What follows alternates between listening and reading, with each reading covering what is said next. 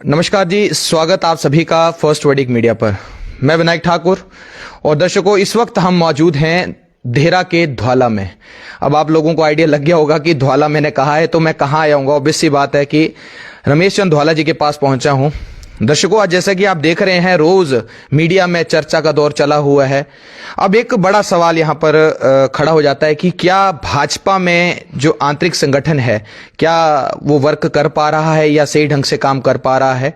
क्योंकि ये सवाल इसलिए भी यहां पे उठ रहा है कि क्योंकि जो पुराने नेता हैं, चाहे वो वीरेंद्र कंवर हों, चाहे वो रमेश चंद धौला हों, चाहे कोई और नेता हों, लगातार जो है अपने संगठन को, यानी कि भारतीय जनता पार्टी के संगठन को जो है वो कटघरे में खड़ा कर रहे हैं लगातार। तो आज ऐसी तमाम चर्चाओं के दौर के बीच में आज हमारे साथ एक, यूं कह सकते हैं कि गर्मा गर्म चर्चा के बीच में रमेश चंद धौला जी हैं एक्सक्लूसिव चर्चा के लिए हमारे साथ। आइए सर का वेलकम करते हैं और कुछ विषयों को लेकर इनसे बातचीत भी करेंगे। नमस्कार जी। नमस्कार जी। और ठीक है? बढ़िया जी, बढ़िया। आपका स्वागत है, आपके चैनल का भी स्वागत है। आप यहाँ पे बड़े दिनों के बाद आए हैं, आपका दिल की गहराइयों से हार्दिक अभिनंदन करता हूँ। मैं धौला जी, मेरी बात सुना, स्वागत है तो हाँ हरवरी कर देना। चलो एक्सक्लूसिव बात करेंगे। वैसे पहाड़ी में चर्चा इसलिए मैं करना चाह रहा था, पर हिंदी में करेंगे फिलहाल, पहाड़ी में किसी और दिन करेंगे। धौला जी, पहला सवाल आपसे, कहाँ जा रही है हिमाचल की सियासत? हिमाचल की राजनीति जो है वो आपके सामने ही है। तो लोगों को बड़ी उम्मीद होती थी कि भारतीय जनता पार्टी की सरकारें जब जब आई तो हिमाचल प्रदेश में जो है वो विकास जो है वो हुआ है। अब हमारे जो नेता हैं, हमारे जो लीडर हैं, वो तरह तरह की बातें जो हैं वो निकल करके आ रही हैं, क्षण के नहीं आ रही हैं। और उसमें जो हमारे नेता हैं, परमात्मा उनको सद्बुद्धि दे, फिर वो कम से कम जो मर्यादा के अंदर ही जो बात हो वो करनी चाहिए। हमने सिद्धांतों की राजनीति की है और ईमानदारी की राजनीति की है, और ऐसी बातें करना जो है वो गलत है। अब मैं तो ये कहने जा रहा हूँ कि पहले जो राजनीति थी ना, वो कार्यकर्ताओं का मान सम्मान होता था और कार्यकर्ता ही सरकारें बनाते हैं। लेकिन अब कार्यकर्ताओं की पार्टी ना होकर के व्यापारियों की पार्टी है। व्यापारी जो हैं उनकी तरफ हमारी पार्टी के जो लोग हैं उनको ज़्यादा तरजीह दे रहे हैं। तो इसलिए मैं ये कहना चाहता हूँ कि जो कार्यकर्ता हैं, जो भव्य मंजिल जो बनी है, इसके कई जो तरासे हुए पत्थर हैं वो उस नीम में हैं, और नीम के पत्थर जो हैं वो दिखाई नहीं देते हैं। लेकिन स्ट्रक्चर अगर खड़ा है, ढांचा अगर खड़ा है, तो वो इन कार्यकर्ताओं के कंधों पर ही ये पार्टी जो है वो आगे बढ़ रही है। लेकिन कुछ दिनों से कुछ मुझे भी मलाल है इस बात का, फिर हमने इस पार्टी के लिए सब कुछ त्याग करके करोड़ों रुपए की जो हमें ऑफर मिल रही थी उसको त्याग करके ईमानदारी से 10 साल में मंत्री रहा हूँ। कोई आदमी 1 रुपये की भी अगर मुझे ये कह दे कि हमने 1 रुपये का भ्रष्टाचार किया, हम राजनीति तो इन लोगों ने छुड़ा ही दी है। क्योंकि जिस आदमी को कोई अधिमान नहीं दिया जाएगा, जिस आदमी ने इतनी कुर्बानी की हो, तो इस पार्टी का कहाँ भला होगा।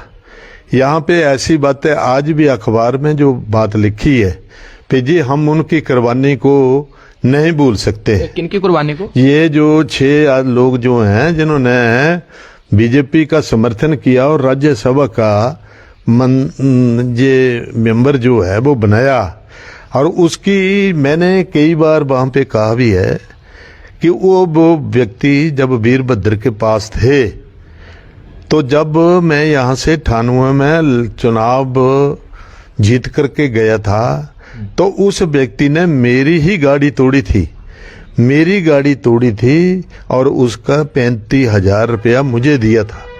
आज वो लोग जो हैं वो सर्वो सर्वा हो गए, और हम जो हैं वो हमें नज़रअंदाज जो है वो किया जा रहा है। लेकिन मैं ये कहना चाहूँगा कि जो पहले आए थे ना कांग्रेसी, चाहे वो चिंतपूर्णी की बात हो, चाहे कांगड़ा की बात हो, चाहे यहाँ योगराज जी भी आए थे पार्टी में, अब पर कई लोग जो हैं वो वापस चले गए, उनका डेपुटेशन खत्म हो गया है।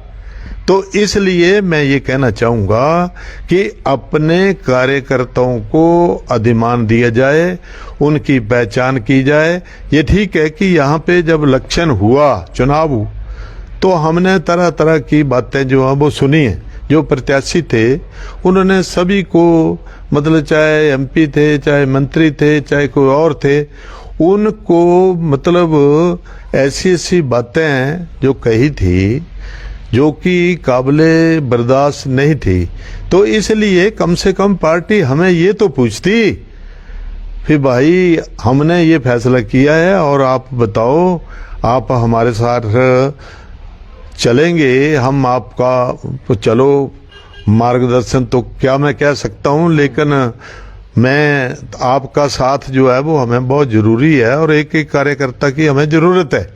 लेकिन हमें आज दिन तक पूछा नहीं, ठीक है, आज दिन तक मुझे किसी भी कार्यक्रम में बुलाया नहीं गया, आज दिन तक मुझे किसी ने फोन नहीं किया। तो जो पार्टी अपने कार्यकर्ताओं को इस तरीके से निष्क्रिय कर रहे हैं, वो पार्टी कल को सभी लोगों की जरूरत पड़ेगी, हमारी भी जरूरत पड़ेगी। क्या हमारे बिना देरा में क्या हमारा कोई सहयोग नहीं होगा? ज्वालामुखी में मैं 25 साल रहा हूं, जहां वहां मेरा कोई सहयोग नहीं होगा, वहां कोई सहयोग नहीं होगा। लेकिन एक भी जगह हमें नहीं, ये जो संगठन के लोग हैं या जो सर्वे सर्वा बने हुए हैं, तो इन्होंने पहले भी ये ऐसी बातें जो है वो कही थी कि अब किसी को मतलब इस कमल के फूल की तरफ कोई देख नहीं सकता है। किसकी बात कर रहे हैं? ये जो जिम्मेवार आदमी हैं, जिनको प्रभारी बनाया हुआ है, जिम्मेवार आदमी हैं, उन्होंने ये भी कहा था कि अब इस कमल के फूल को कोई देख नहीं सकता है। और ये जो 80 CR सिंह जी ने जो चुनाव जीता, तो आप लोगों ने बहुत अच्छा किया था। और फिर उन्होंने कहा कि 80% जनता जो है वो CR सिंह के साथ है। अब कितनी जनता है, कितनी थी जी? अगर 80% थे तो जीते क्यों नहीं जीते?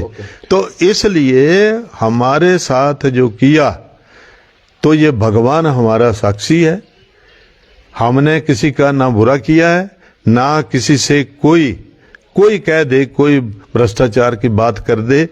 हम ये कह रहे हैं कि हमने मतलब राजनीति का नाम ही नहीं लेना। अच्छा। तो इसलिए ये जो कुठाराघात अपने लोगों से कर रहे हैं, कुछ 7-8 लोग जो हैं, मैं हूँ, कमर है, यहाँ पे ठाकर साहब हैं, नरेंद्र जी हैं, और कई लोग हैं, तो उनको नजरअंदाज करके क्या ये दोबारा सरकार बना लेंगे क्या?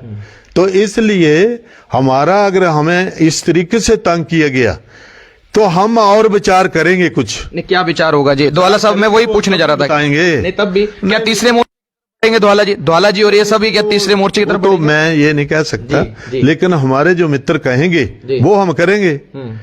तो मित्रों को इकट्ठा करेंगे और मित्रों को इकट्ठा करके फिर बताएंगे कि राजनीति क्या होती है। तो इसलिए ऐसा नजरअंदाज करना, किसी को हर चीज, हर मतलब कण कण की जरूरत होती है, ठीक है ना? तो इसलिए एक एक कार्यकर्ता जो है वो इस पार्टी के मतलब वो जो हैं वो कर्णधार है, उन्होंने ही इस पार्टी को बनाया है, उन्होंने ही हमारी सरकार आती कहाँ थी, ठीक है ना। जो अब पार्टी जो है वो 2-3 बार हमारे मुख्यमंत्री, एक बार जी, 2 बार धूमल जी रहे, एक बार जयराम जी रहे, तो ये पार्टी जो है वो रिपीट हुई है। लेकिन जो मैं हालात देख रहा हूं, जो हमारे जो वरिष्ठ कार्यकर्ता हैं, वो उनकी जो मतलब ये सीना जोरी मैं कह सकता हूं कि अपने धक्के साथ पे जी ठीक है हम तो ऐसे आ जाएंगे, हम तो ऐसे आ जाएंगे, ऐसे नहीं आएंगे।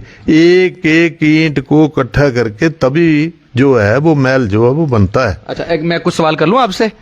मेरा सवाल दूसरा आपसे, ध्वाला जी देखिए, ये आपने अपनी बात रखी है, मैं ये जानना चाह रहा हूं, दूसरा सवाल मेरे से सीधा आपसे यही है कि अब ध्वाला की सियासत कहां गरजेगी? डिस्ट्रिक्ट कांगड़ा में तो गरजेगी और बाकी जगह देखेंगे, पहले डिस्ट्रिक्ट कांगड़ा में तो गरजेगी, ऐसी बात नहीं है कि हम कोई राजनीति से धक्के देकर निकाले हुए हैं, हम मरे हुए नहीं है कि ऐसे बैठे रहे। तो इसलिए जो इनको अहंकार है, जो इनको ईगो है, उस ईगो का जवाब जो है वो देंगे। वरना मैं ये कह रहा हूं कि ठीक है हमने ला लिए 25 साल लगा लिए राजनीति में, सक्रिय राजनीति में ला लिए, लेकिन जो इनकी मनसा है, जो आज जो नजरअंदाज कर रहे हैं, आज 6 महीनों में मुझे किसी ने फोन भी नहीं किया, मुझे किसी ने बुलाया भी नहीं। अरे भाई, ऐसे मेरे जैसे लोगों को तो दिन का मान सम्मान होना चाहिए कि अरे हमारी सरकार बनी, हमारी सरकार 5 साल चली, वरना 2.5 साल सरकारें चलती थी, 5 साल सरकार चली, तो हमें धक्के मार करके बाहर निकाल रहे हैं, तो और लोगों का क्या हाल है? पुराने कार्यकर्ताओं को नजरअंदाज करके मैं ये कह रहा हूं कि ये दोबारा रिपीट सरकार नहीं कर सकते। एक एक बंदे की जरूरत है जो हमारे कार्यकर्ता है, लेकिन ये परवाह नहीं मारते हैं किसी की, ये परवाह नहीं मारते हैं। तो ऐसी बात नहीं है, इस बात नहीं है, वो हम देखेंगे अगले निकट भविष्य में क्या होगा। ध्वाला जी, सीएम सुक्खू का कार्यकाल आपको कैसा लग रहा है? सीएम सुक्खू लगे हुए हैं, इस बात नहीं है, वो हम देखेंगे अगले निकट भविष्य में क्या होगा। ध्वाला जी, सीएम सुक्खू का कार्यकाल आपको कैसा लग रहा है? सीएम सुक्खू लगे हुए हैं, अब क्या करना कितनी सच्चाई इसमें कि ध्वाला जी के कोई काम नहीं रुक रहे हैं, सारे काम हो रहे हैं? नहीं, मैं काम बताता नहीं हूँ।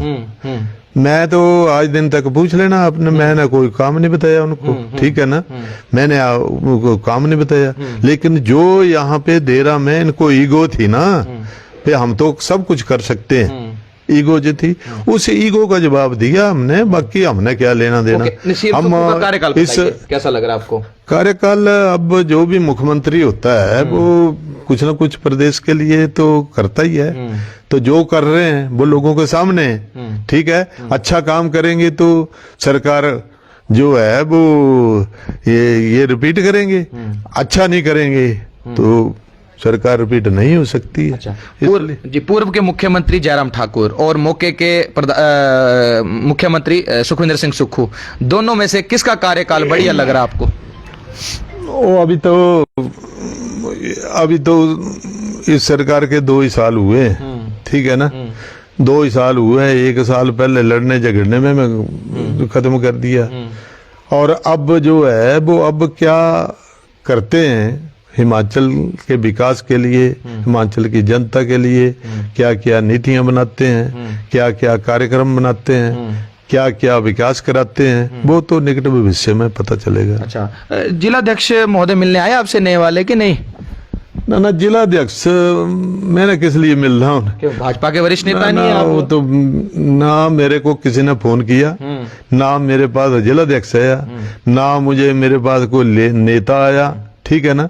वो अपने आप जिन्होंने मनाया होगा उनसे मिलता होगा, हमारे साथ कोई ऐसी बात बनाने की बात तो कही जा रही है कि रवि जी के खास हैं।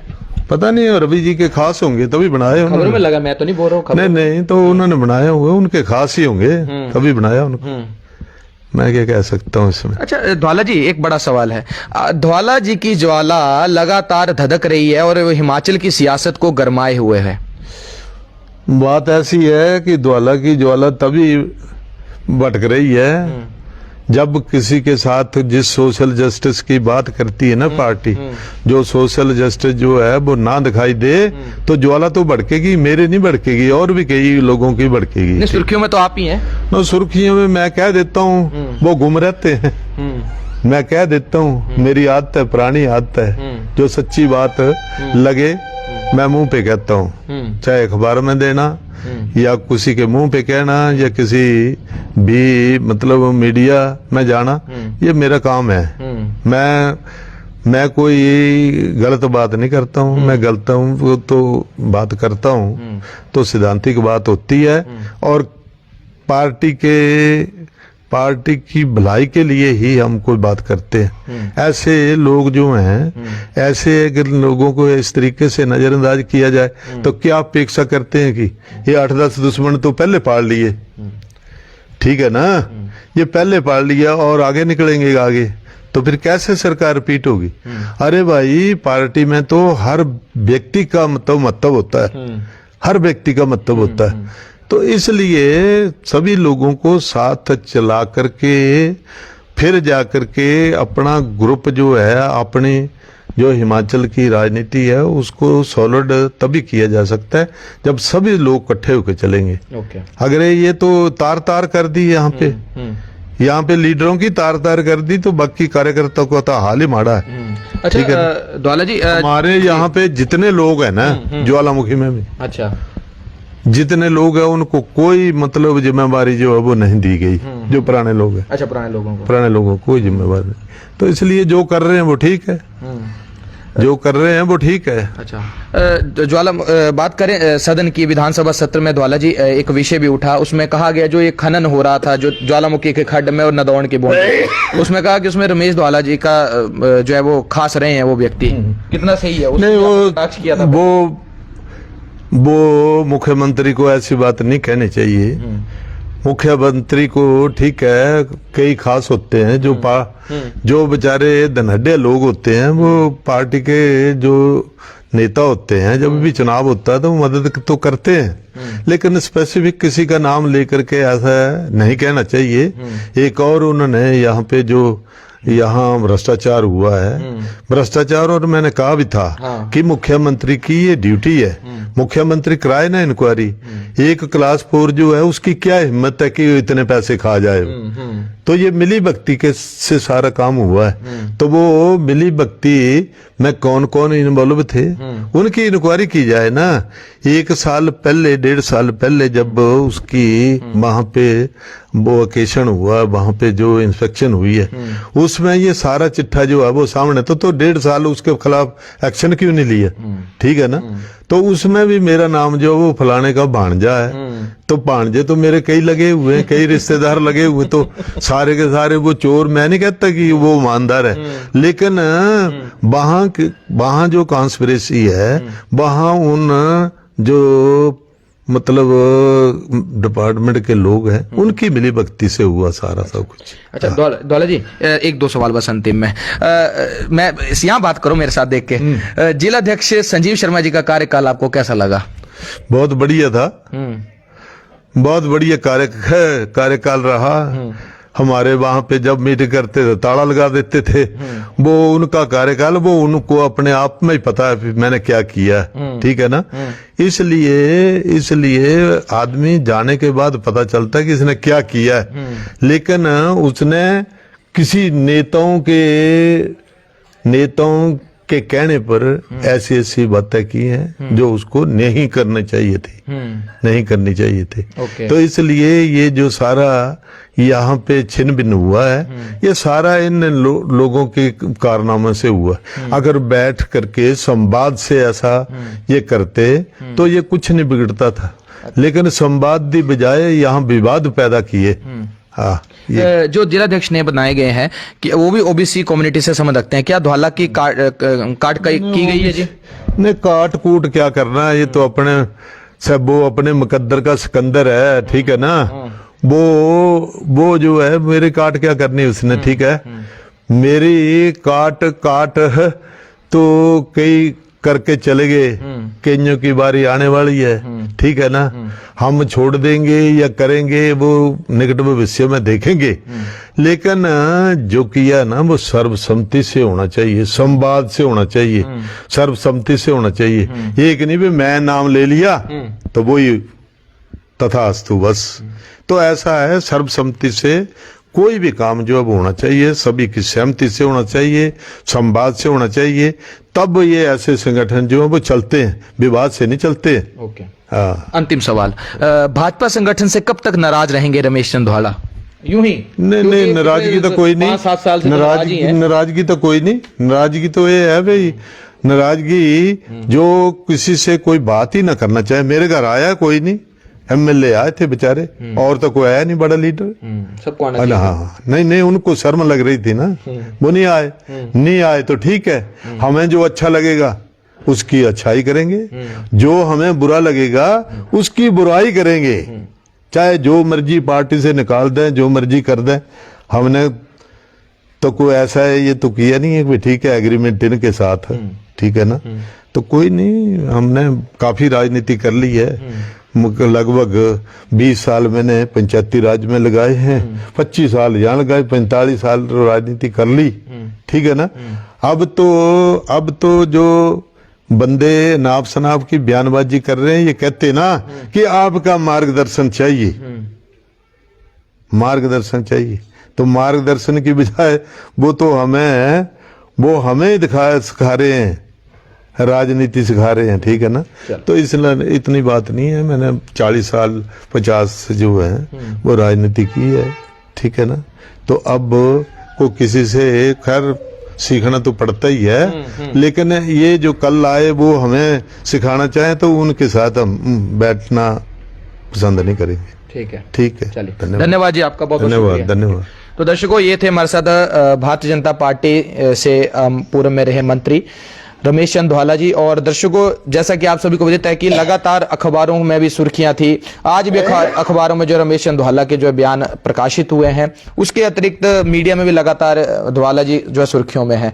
अब क्यों सुर्खियों में है, आपको पता है कि लगातार संगठन को जो है वो कटघरे में खड़ा कर रहे हैं, भारतीय जनता पार्टी के शीर्ष नेतृत्व को लगातार जो है ये चेता रहे हैं कि ये स्थिति यहाँ पर चल रही है या पूरे हिमाचल में जो चल रही है। तो कहीं ना कहीं दर्शकों ये कहा जा सकता है कि जो धवाला की ज्वाला है वो धधक उठी है, और ये कब शांत होगी ये तो भविष्य के गर्भ में है। हालांकि इसका जवाब तो धवाला जी के पास खुद नहीं है कि कब ये जो ज्वाला शांत होगी, लेकिन ये जरूर है कि कहीं ना कहीं ये जो ज्वाला है वो जो है वो वोल्केनो बन के जो है वोल्केनो रप्शन ना हो जाए यहाँ पे, ये एक बड़ा सवाल यहाँ पर खड़ा हो जाएगा।